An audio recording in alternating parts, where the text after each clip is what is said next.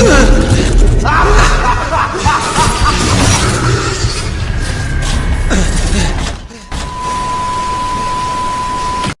Black Pill by Shotwell. Narrated by J.C. Cahias. There was a dark time in my life when I just stopped caring. I stopped caring about my goals and ambitions. I stopped caring about my social life. After a while, I even stopped caring about my health. It might have been depression, but it felt deeper than that to me. And it led me down an unhealthy road. I was a pill popper, addicted to sleep aids. It became a chemical dependency, but I had already fallen deep into the addiction long before then. I slept all the time.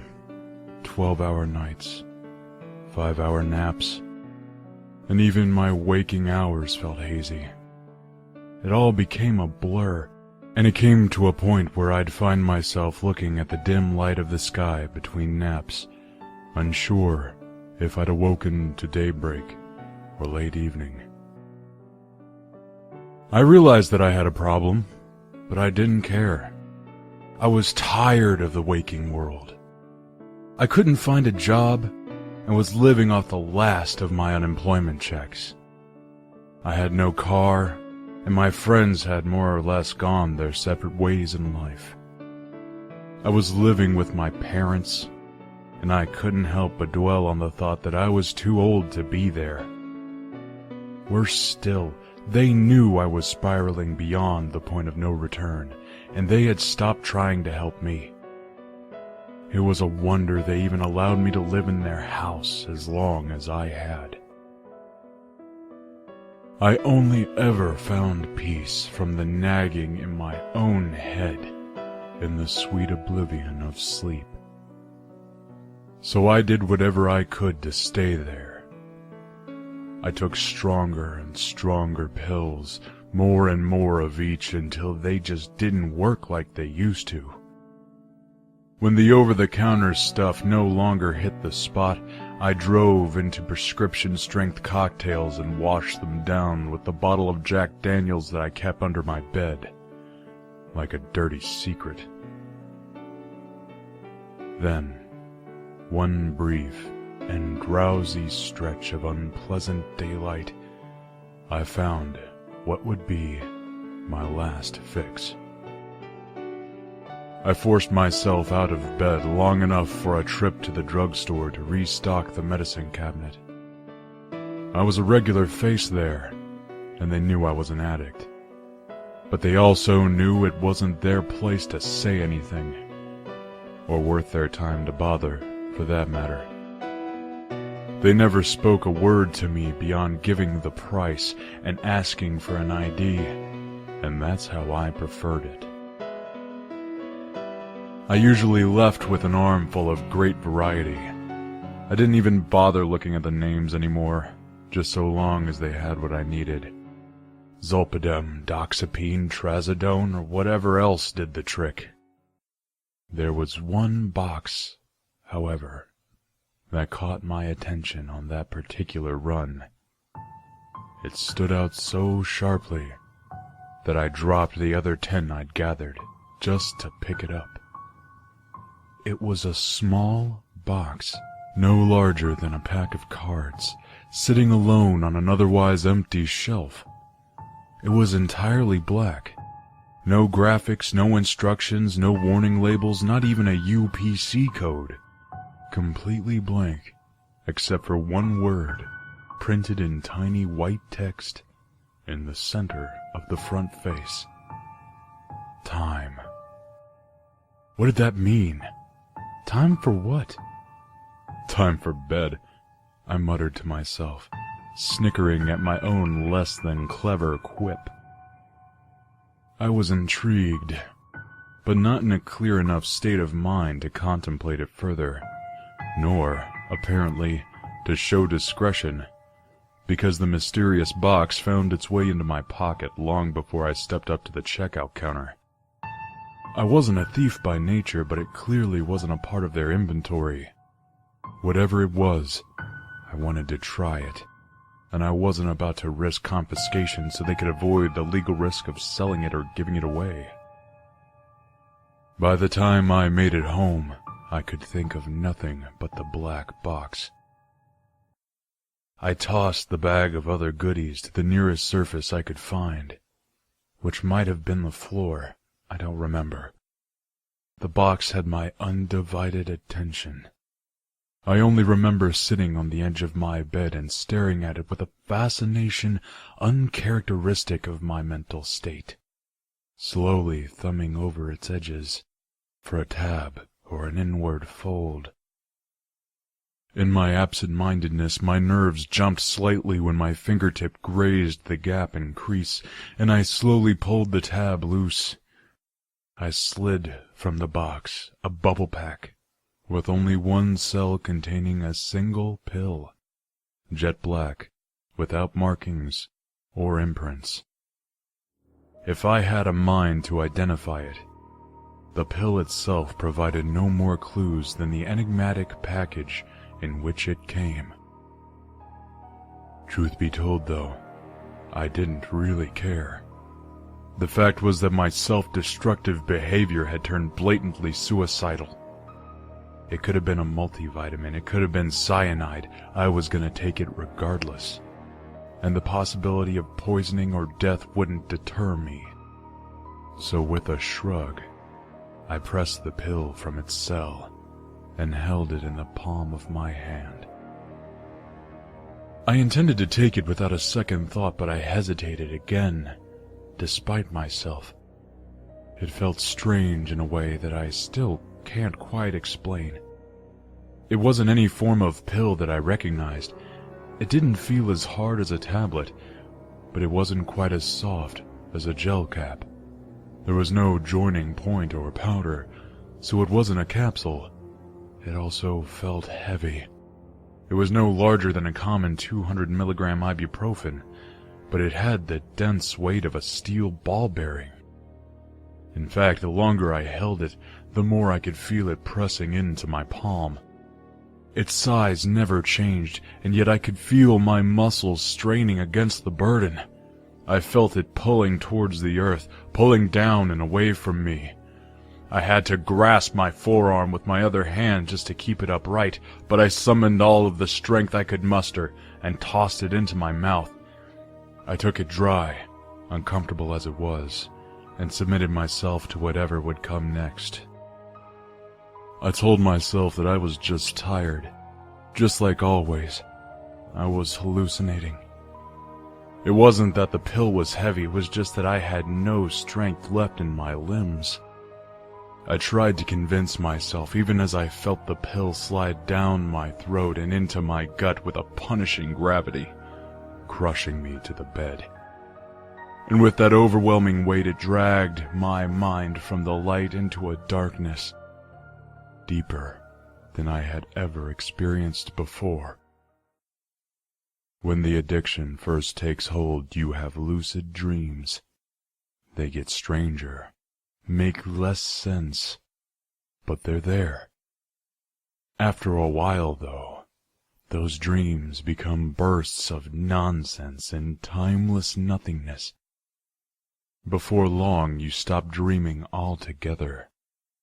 You just drift in and out of consciousness in motionless complacency, dead to the world, and fine with it. What I experienced after taking that pill did not fit the pattern.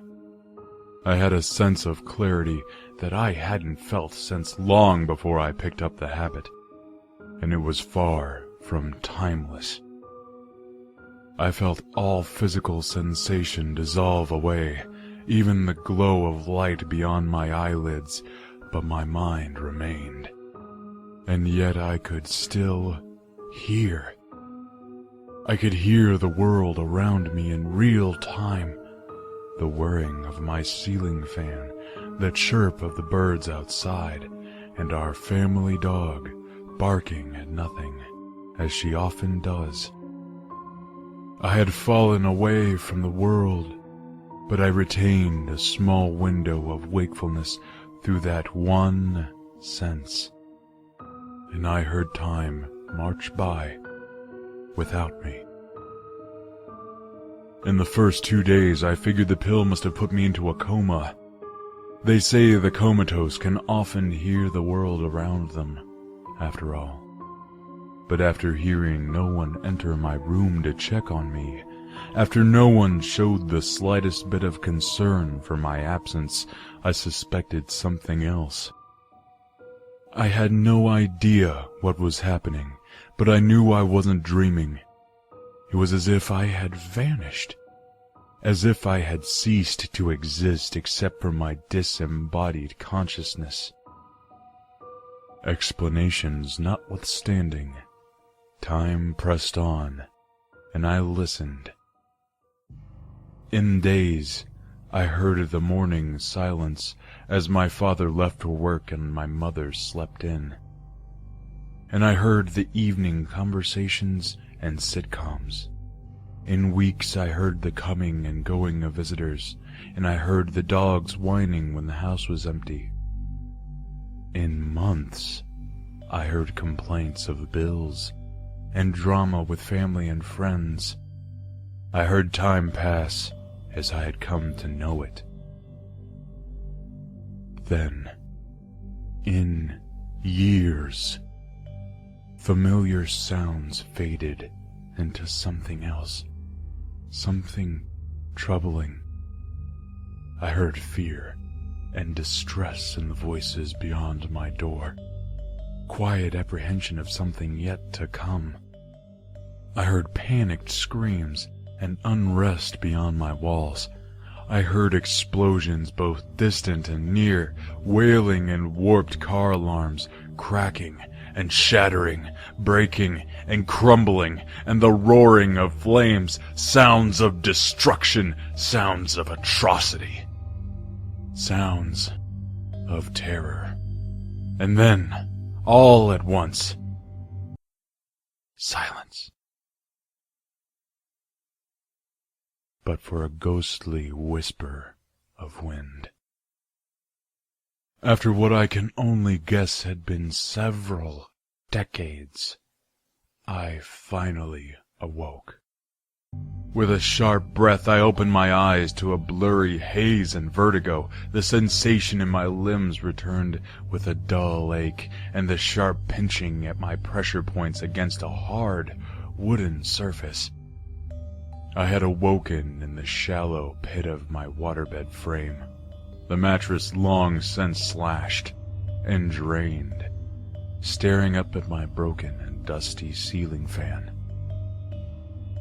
Slowly, laboriously, I sat up and tried to focus my vision, and my joints felt stiff and frozen with the years I had slept away.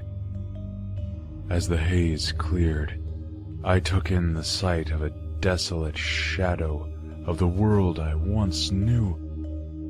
All that remained were the broken shambles of my furniture and belongings.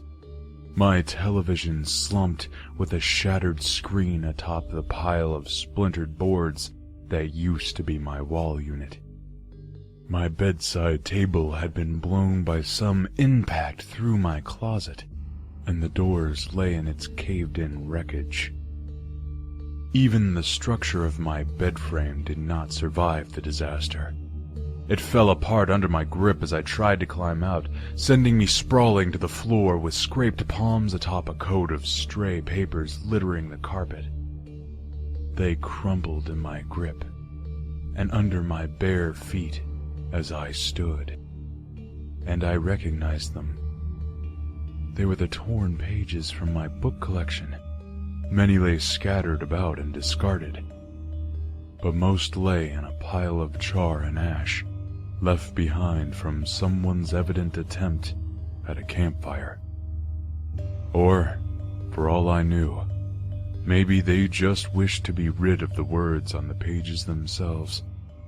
Madness had clearly taken the world while I slept, after all. I hardly had a moment to come to terms with what I saw before I heard my bedroom door rattle, and a harsh breeze whistled from beyond. With great hesitation and a sinking feeling in my stomach, I slowly reached for the knob. The ash upon its surface blackened my hand as the decrepit hinges groaned and crunched in protest, and I opened the door to reveal still more devastation. A dry gust of air passed over my skin as I took my first step beyond that threshold and into the ruins of what had once been my home. The hallway had collapsed in a mound of plaster and shattered drywall, impassable except for the living room to my right, or rather, what was left of it. Several of the walls had been all but destroyed, laying in piles of rubble scattered about the scarce patches of dead grass that was once our front lawn. I could see the houses across the street, and our neighbors had fared no better. Even those homes of proud and orderly owners had been reduced to silent tombs. Words escaped me. I could barely breathe. There were too many questions, too few answers. There was no life in this place, this corpse of our former world. I had not taken more than a few steps there, and I already felt that mine was the only consciousness left.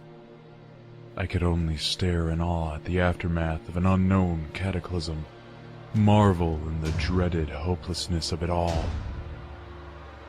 It consumed me. It took me a few minutes before I gathered the will to move again. Ash and dust exhumed like a forlorn sigh from the carpet with my every step, and I stopped a few more paces in. My father's impressive entertainment center sat upon the teetering surface of its broken stand. The LCD screen, cracked and bleeding, and its housing weakly holding together with a few bolts and screws. My mother's Bell collection had mostly fallen to ceramic shards and powder upon their warped shelves. The kitchen stove and refrigerator lay overturned upon fractured tiling, and all of the area rugs had been either burned or torn, mostly both. The only structure still standing with its original integrity was the dining room table, and upon it sat a familiar object that struck my heart with pain and longing. A decorative glass chess set with a game in progress, covered in cobwebs and the same coat of ash. Chess was sacred to me. It was a pastime my father and I shared, and an experience over which we bonded throughout my childhood.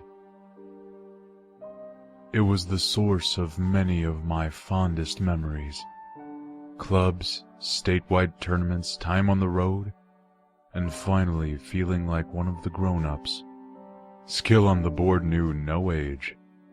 The moment I saw it, I missed my dad, and I missed the world I slept away.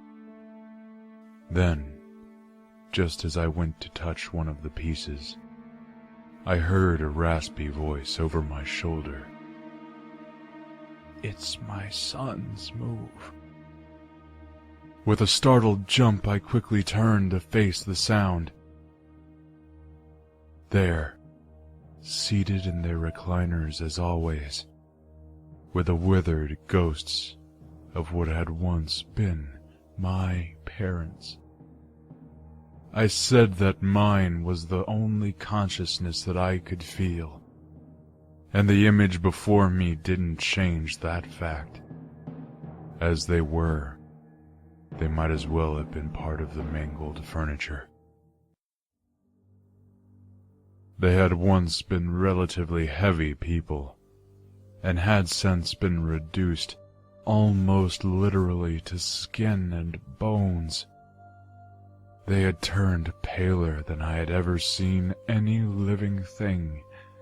Even my father, a black man, had taken on a complexion as white and dry as the ash coating everything else in the room. "Dad? Dad?"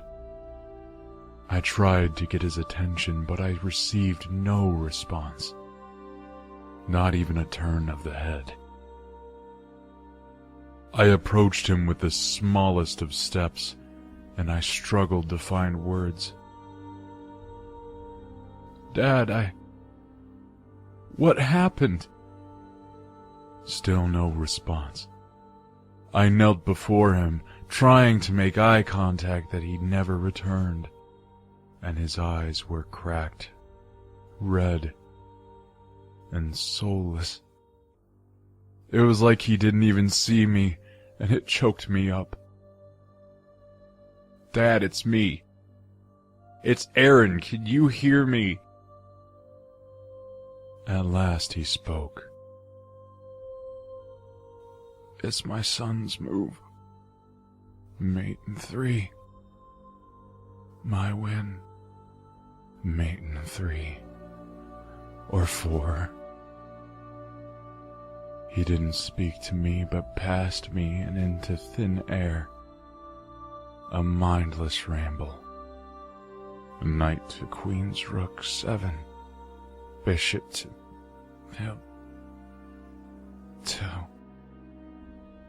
I shook my head in despair.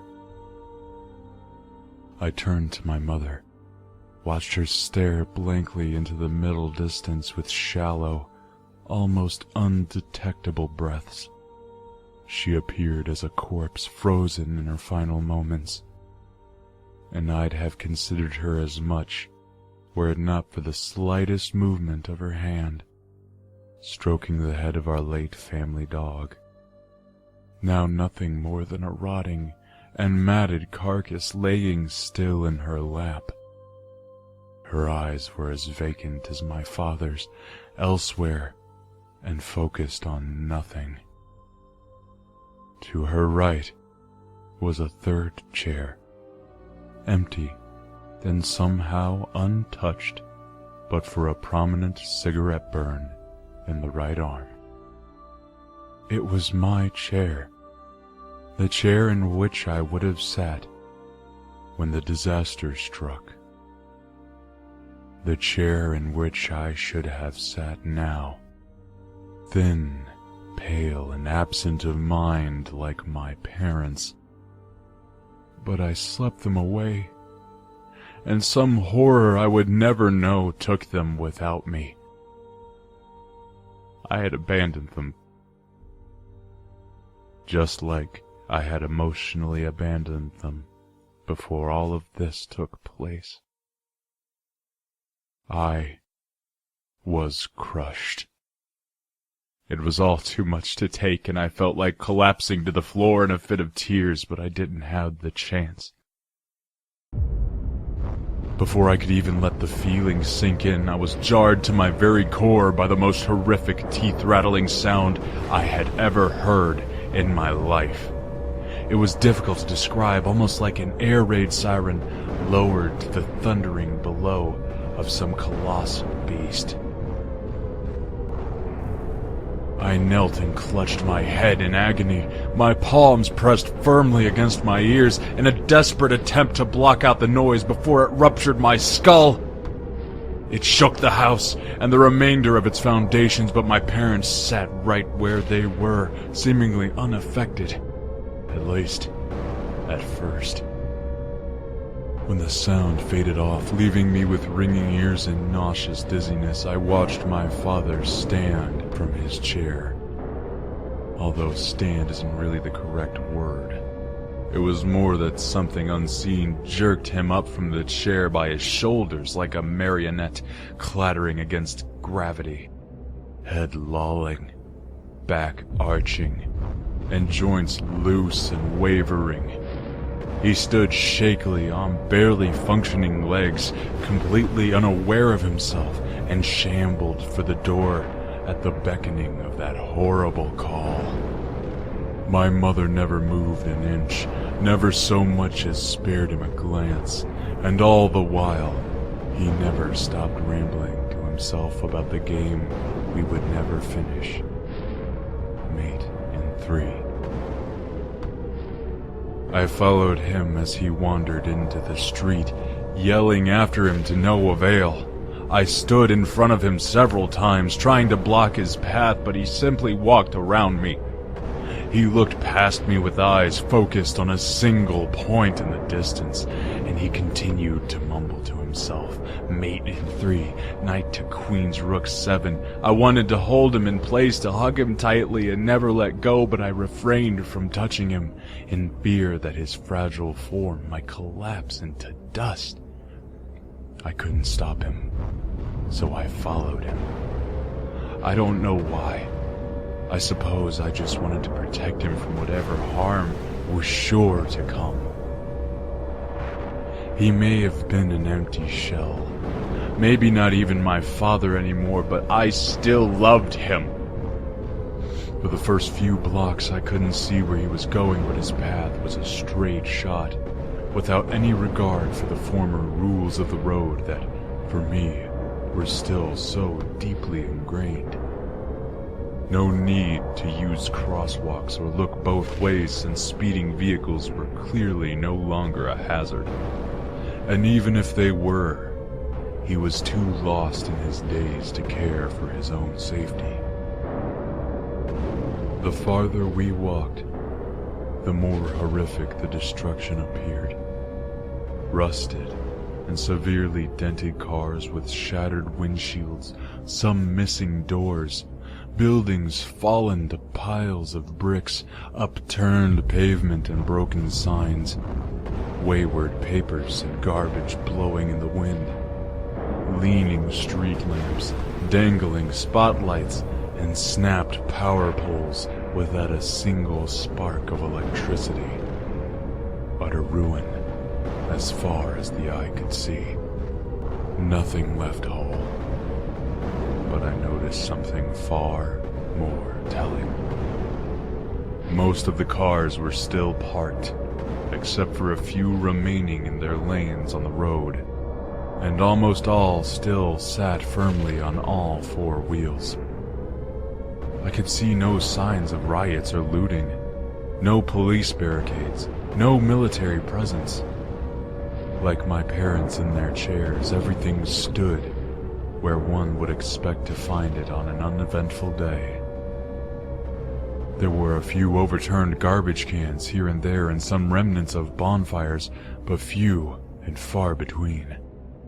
Regardless of the prolonged sounds of horror I heard in my sleep, whatever happened seemed to have happened in a flash, a matter of minutes or seconds to reduce the world to that pitiful state.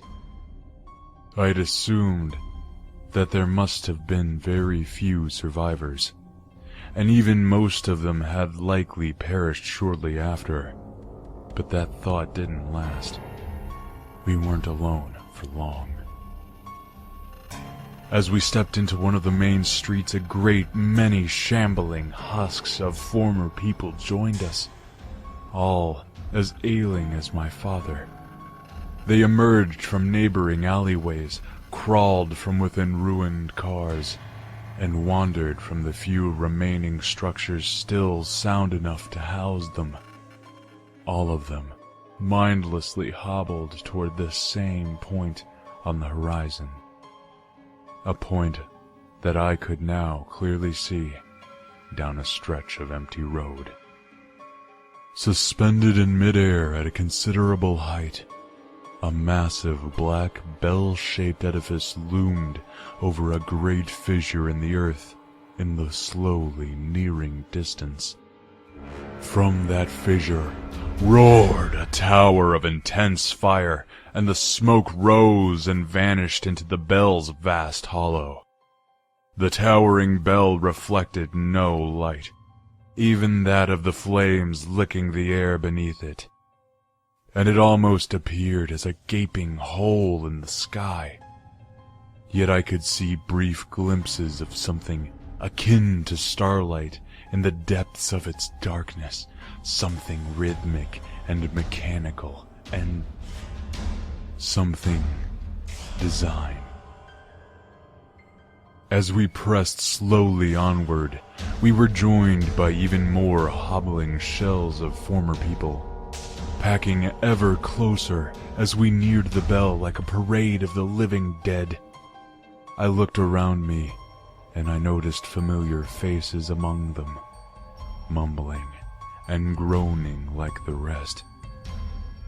My younger brother, Adam, silently walked hand in hand with my 7-year-old niece, Charlotte, and she wheezed as though struck with a bout of asthma. Juan, one of my best friends of 23 years, walked several steps ahead of his wife, Karina, who dragged her broken leg. Old co-workers kept their pace in the crowd, and family and friends I hadn't spoken to in ages followed just as near. They came from all across the city to converge beneath the bell, gathering to a stifling mass that bunched together, shoulder to shoulder, until there was no direction to move but forward. And as more of them came, I could feel a new, menacing presence among them.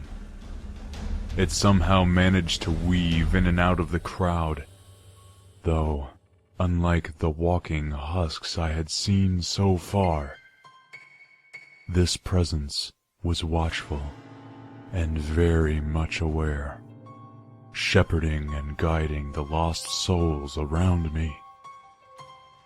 They drifted by in small groups, perhaps more than I perceived, perhaps fewer. They only appeared for fleeting moments at the farthest corners of my vision, vaguely humanoid shadows that retreated from direct sight, much like floaters in the eye. They defied clear identification, and they came in all sizes, from impossibly diminutive gnomes to imposing giants, but each as elusive as the last. Whatever they were, they weren't human, and they meant us harm. I don't know how I knew, but I was sure they were the ones who destroyed our world. We marched ever nearer to the bell in the sky, and the dark things began to take a particular interest in me. They could tell that I still retained whatever spiritual essence they had since torn from everyone else. They appeared more directly to me, briefly but plainly. I could see their inhuman faces, and some wore expressions of what might have been confusion. Some were obviously grinning. I could hear their voices. No speech that I could recognize, but meaningless grunts. And at times, I thought I heard laughter. I fascinated them, but they never attacked me. In fact, they hardly even approached me. They watched me from a distance, as if anticipating some reaction to whatever horror I steadily approached alongside the rest of the cattle. Soon, as we took our final steps toward the bell, I understood their sadistic fascination. With the cruelty of morally underdeveloped children, they were watching an ant skitter about beneath a magnifying glass as it fled from the scorching light. I had unconsciously expected the gathering to come to a halt just short of the fire pit and await whatever had called them. But they didn't. They walked willingly into the flames like lemmings, snuffing out their own lives without hesitation at the horrible call of the keepers of the Black Bell. They came in turns, came on command to their mass execution, and now the crowd had grown so thick and tightly packed that I could not run to save myself.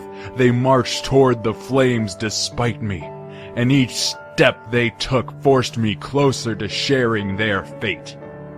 I was less than 50 feet away now. The raging heat relentlessly lashed at my face until my skin felt as though I would melt away. I cried out to my loved ones in the crowd, begged for them to stop, to turn around and flee to safety, but still they continued to march. Each body hurled into the fire, vaporized in an instant, each releasing an explosive stench of burnt hair and flesh, and their ashes rose obediently into the compelling hollow of the bell. The dense fogged them with blackness.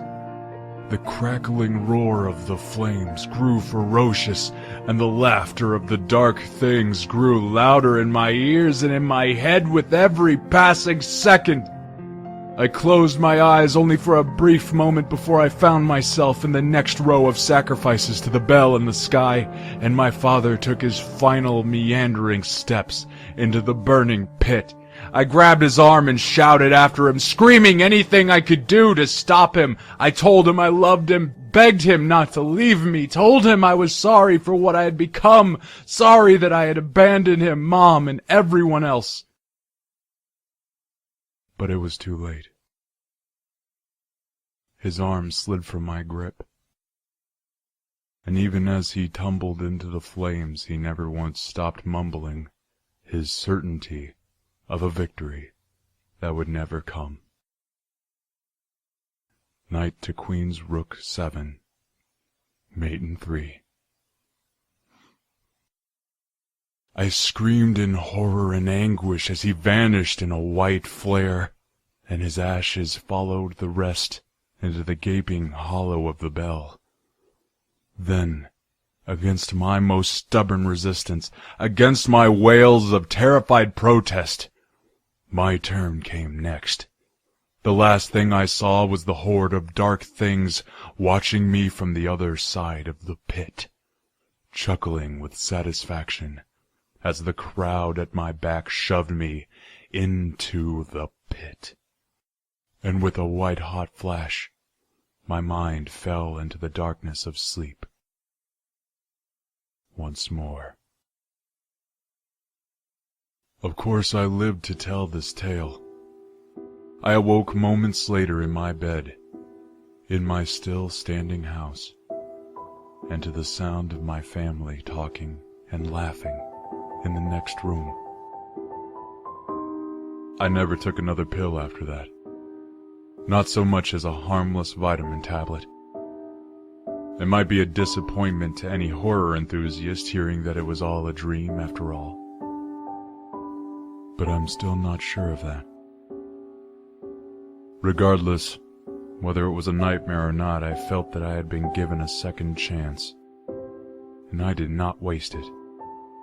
It was time to get my life back on track. I doubled my efforts to find a job, and I moved out of that house a few weeks later. I forced myself into the outside world, reconnected with old friends, even managed to prove my cynicism wrong and find myself a girlfriend. After pressuring him for a while, I convinced my father to start playing in chess tournaments with me again, and we've never been closer. I learned a much-needed lesson that day, and my life has turned around for the better. Still, the dream continues to haunt me, and the fear has never left me. I'm still paranoid at times. I still hear the maddening chuckle of the dark things at night, and I'm terrified of open flames. Condemned buildings and wrecked cars send my mind reeling with memories of the wasteland I saw. Most of all, one haunting observation ceaselessly torments me these days. You see, when I had that dream, there was only one recliner in our living room, my father's chair. My mother and I usually sat on a small couch. However, when I visited my parents not long ago, I found that they had replaced the couch with 2 more recliners. The empty chair, my chair, matches the room perfectly except for one imperfection. A familiar cigarette burn on its right arm.